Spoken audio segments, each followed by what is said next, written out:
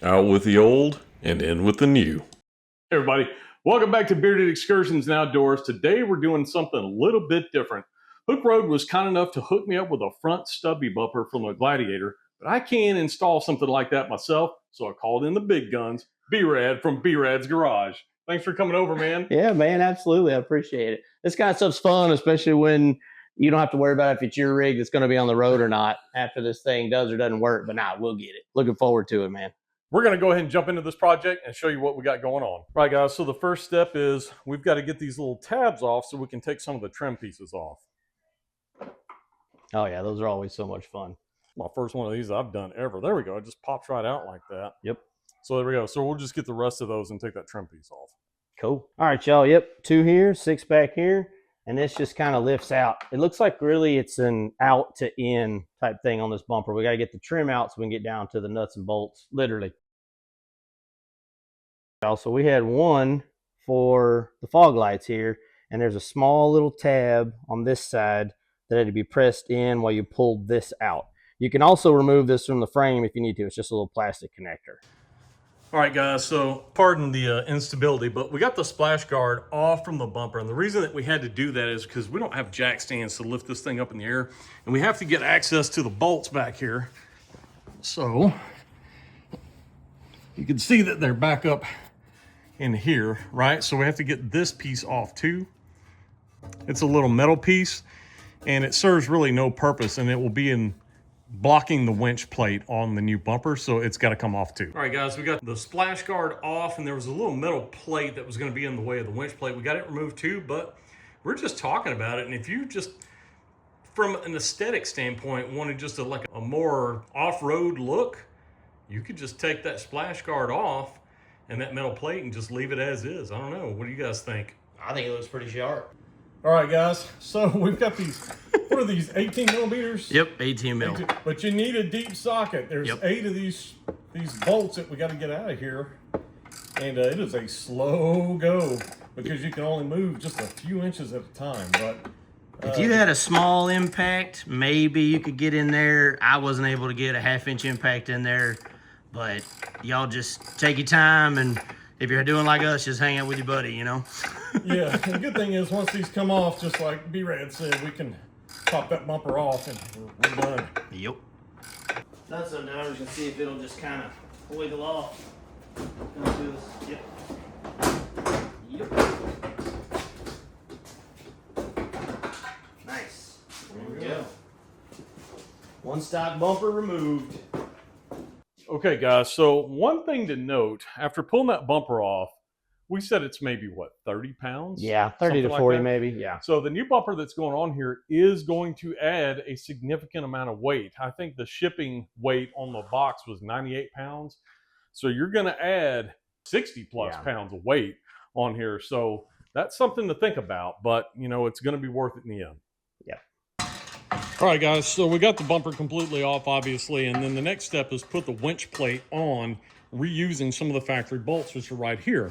However, this bracket was on there kind of like this, but this bracket must come off for the winch plate to fit snug and butt up against it correctly.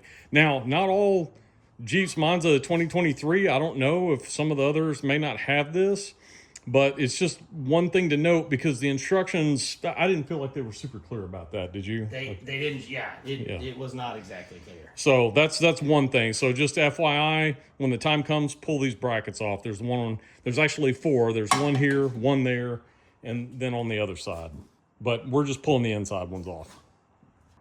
All right, guys, we're at the process where we're going to put the bull bar on the bumper. And if you look right here, and I've got the same spot on the other side, there's just a little bit of the finish that's come off. I don't know if that was through shipping or whatnot, but that's really the only quote-unquote damage that I've seen was here and here. Just a little bit. Now, there's nothing that a little bit of black paint, maybe some like heat-treated paint can fix, so I can probably pick some of that up. So not a big deal, not worth sending back, but just note, it's always a good idea to take a look at everything once you get it. All right, guys, it's coming along pretty good. We've got the bull bar on there on the bumper now, and we're about to install this piece, which is the new splash guard or whatever. So moving right along.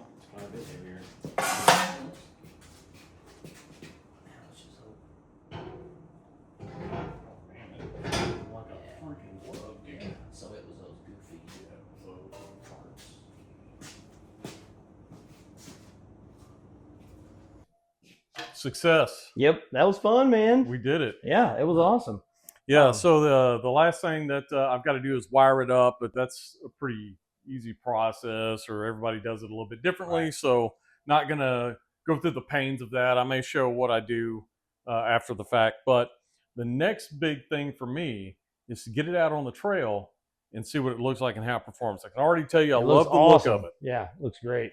I love the Really look dig of it. this. I guess kind of impressions of the install. Instructions were a little bit clunky at times. There are some things in there. It took us a little bit to kind of muddle through. But Use the PDF if you need to zoom in and whatnot. There's a PDF version. Yeah, there's a QR code, and you can scan it with your phone, and it brings it up. You can zoom in, and it makes it a little bit easier. So overall, I think the process went smoothly. I wouldn't say it was bad. I think in normal, you're going to run into some things that probably 4 hours.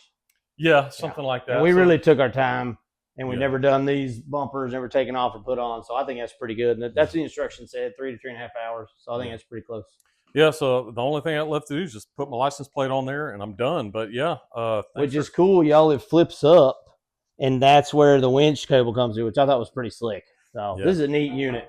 Yeah, absolutely. So I can't wait to get out there and just kind of see how it performs on the trail and all that stuff. I think I'll take my tools with me to make sure I just tighten all the bolts. There you go. Yeah, that's always good after a shakedown run. Yep. Yeah.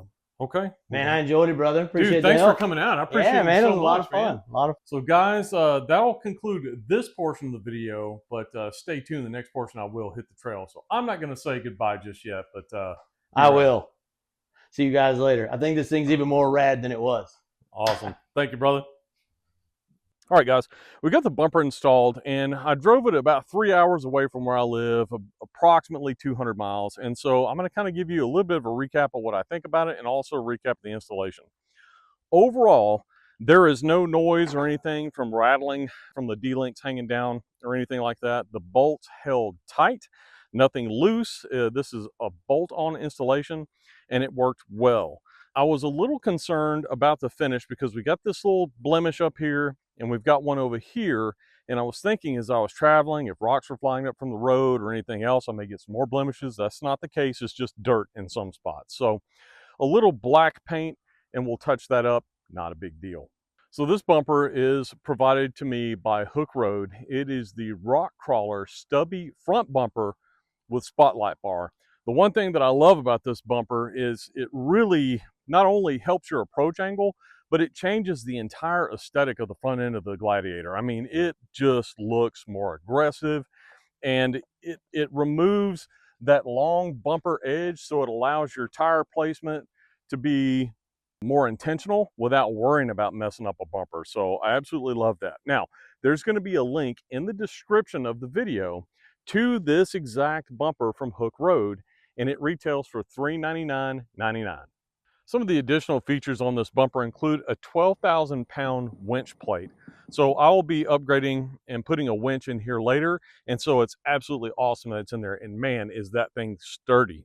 It also has a flip-up license plate bracket. I have it tightened down now, but basically once the winch is installed, you have a piece here, the license plate flips up, you can use your winch, and then flip it back down to keep it out of the way.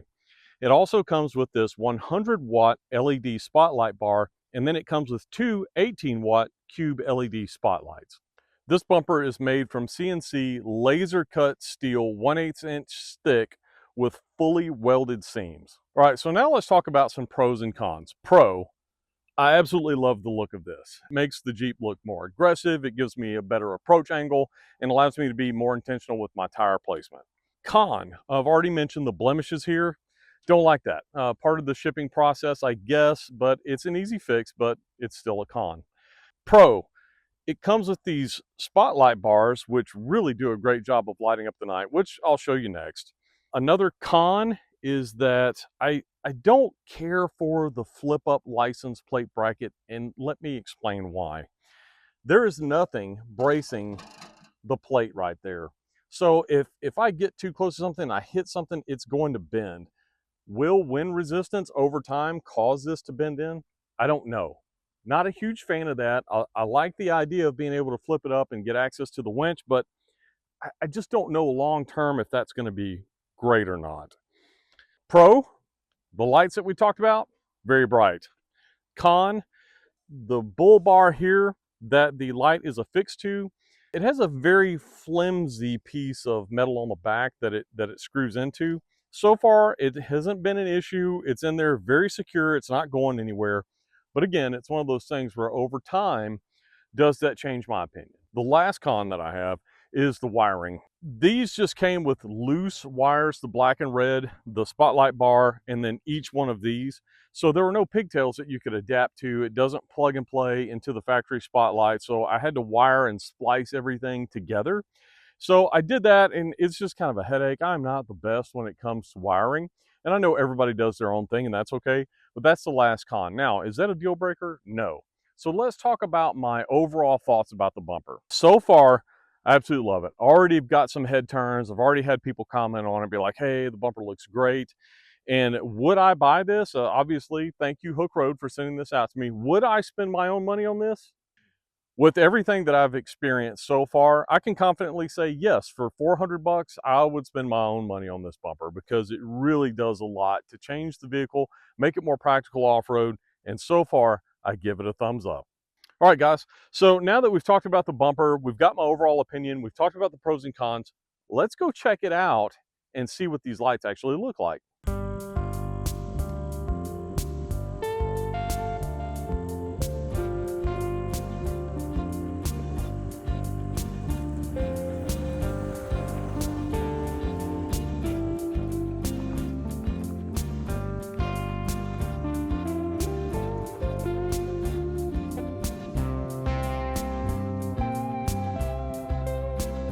So as you can see, overall, very pleased with this bumper. It puts out an amazing amount of light, and I absolutely love it. So thank you to Hooke Road for sending this out to me. Huge thank you to them. And be sure and check out their website. A link to this exact product is going to be down in the description below. So that does it for me today. Huge shout out and thank you to B-Rad from B-Rad's Garage as well for helping me get this thing installed. But until next time, I'll see you guys down the trail or around the campfire.